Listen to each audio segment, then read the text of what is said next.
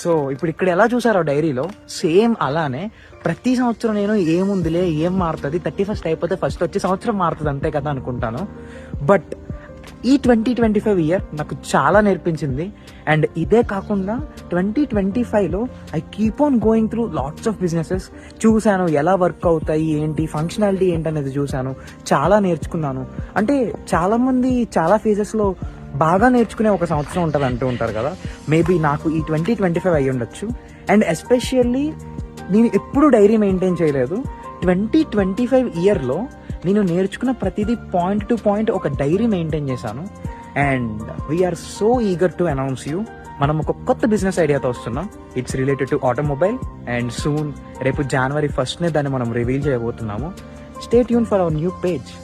ఎందుకంటే ఫస్ట్ ఈ new year వస్తుందని అందరికంటే ఎక్సైట్మెంట్ నేను ఎక్కువ ఫీల్ అవుతున్నాను. అండ్ దాంతోపాటు టెన్షన్, అండ్ దాంతోపాటు టైంకి అన్ని పనులు అవుతాయా లేదనేది ఇంకొక టెన్షన్. ఇవన్నీ కలిపి నాకు ఈ న్యూ ఇయర్ చూపించేస్తుంది. ఎందుకంటే చాలా తక్కువ టైంలో చాలా విషయాలు చేసుకొచ్చాము, చాలా డెవలప్మెంట్స్ చేసాము, చాలా ఫ్లాస్ అన్నీ కరెక్ట్ చేసాము, తక్కువ టైంలో చాలా రెజల్యూషన్స్ తీసుకొచ్చాము.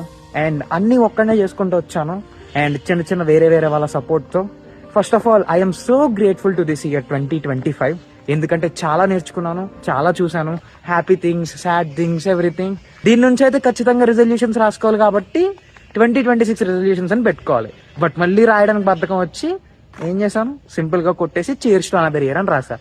I hope this 2025 will definitely kick you out. చాలా బాగుంటుంది అనుకుంటున్నాను మీ అందరికీ కూడా. And wishing you a happy new year.